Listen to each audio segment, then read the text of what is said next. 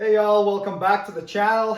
Please remember that even though I did work as a master technician for a dealership for 17 years, I'm currently not in any way affiliated with any automotive manufacturer. All opinions expressed in this video are my own, and any and all trademarks are the property of their respective owners. Today I'm going to show you how to replace the 12-volt auxiliary battery on this 2023 Toyota Sienna. The battery on this vehicle is located in the hatch area. So this cover right here is covering the battery. You've got two clips right here, and then pull it out and lift it out, and the 12-volt battery is right there. Now first disconnect the negative battery terminal using a 10mm socket or wrench. It's that nut right there facing upwards. Always disconnect the negative first. That way if your wrench contacts the body of the vehicle, it's not going to arc. So now that we get this off, get it out of the way, and just make sure it's not going to touch the negative terminal again. And then we got to get this cover off. So there's a little tab right there. Lift up on that, and this cover slides off. And now you can disconnect the positive battery terminal. So loosen the clamp. And now that the negative's disconnected, if you touch something with your wrench at this point, it's not going to cause a bunch of sparks to fly up. Okay, now that it's loose, wiggle it and get it off. And now we have a vent right there, so let me get this out of the way. So there is a vent connection right there, and it just unclips from the battery like that. Lay it out of the way. That vents any gases that are generated in the battery outside of the vehicle compartment, and that's why it's always recommended to get a vented battery when you're installing in the hybrid vehicle, when it's located inside. Okay, now we have this bracket that holds it. We've got a nut right there in the back. I'm gonna kind of block what I'm doing, but can't really get inside there otherwise. But it's just the nut that holds the battery bracket on, that guy in the back right there. So let's get it off completely. Okay, and lastly, let's get this 10mm bolt right here off,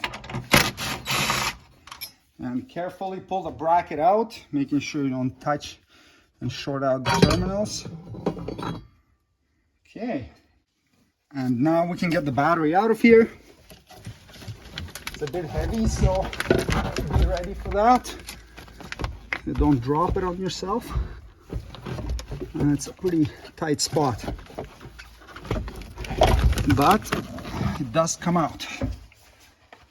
This is the battery right here. So if you're getting a new one, you would just swap this little protective cover from the old one to the new one, and then you can go ahead and reinstall it.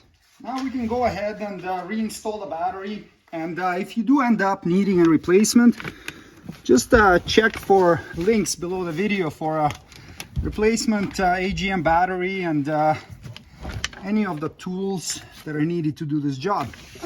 All right, let's squeeze this guy in there. It's one of the tighter ones that I've had to deal with. Okay, so it's sitting in its tray happily. Let's get the bracket installed.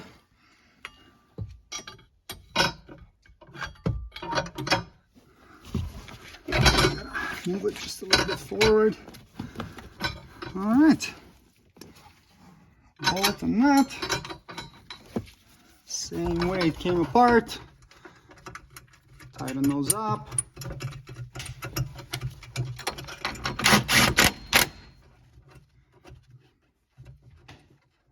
Okay.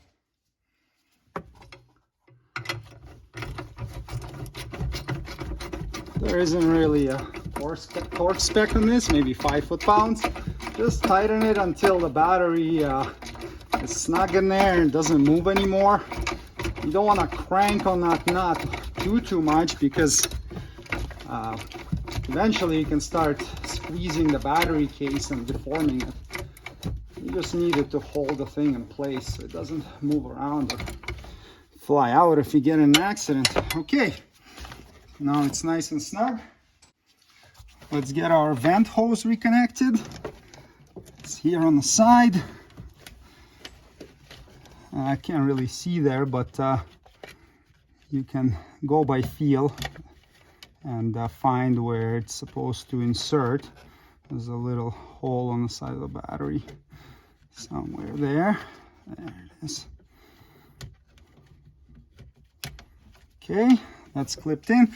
Now make sure it's not touching. There's got a plastic shield on it, so that's kind of blocking it from touching the battery. And these cables moved over. Okay, get the positive on first and tighten this guy up. Also about 5 foot-pounds, or until it's nice and snug and you can't move it. And lastly, reconnect the terminal. Just make sure this is loose. Reconnect the negative. Make sure it's all the way down on the terminal, otherwise it's not going to grab it properly. And then tighten that knot to about 5 foot-pounds, or until it's nice and snug.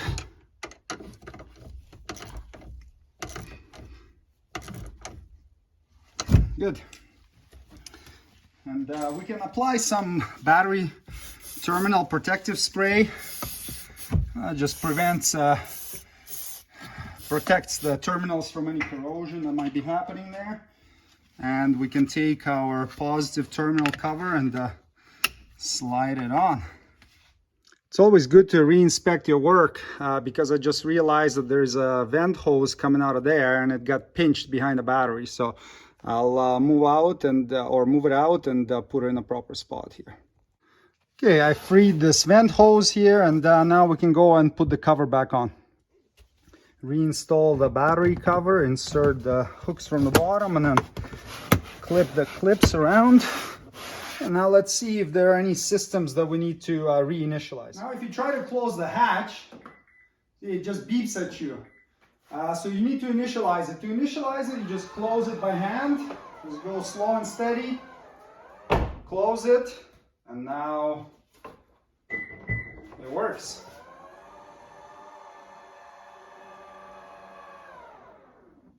Okay, so the hatch is initialized.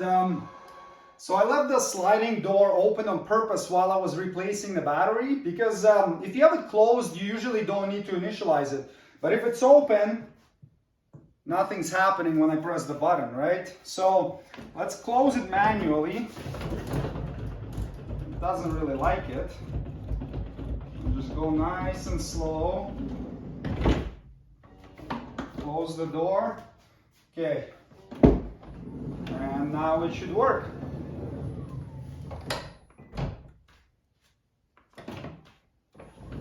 Good.